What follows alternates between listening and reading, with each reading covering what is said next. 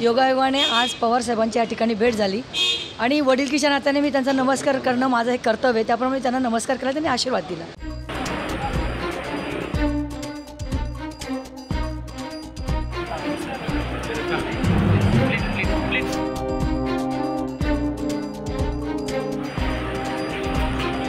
योगायोगाने आज पवार साहेबांची या ठिकाणी भेट झाली आणि वडीलकीच्या नात्याने मी त्यांचा नमस्कार करणं माझं हे कर्तव्य आहे। त्याप्रमाणे त्यांना नमस्कार केला, त्यांनी आशीर्वाद दिला।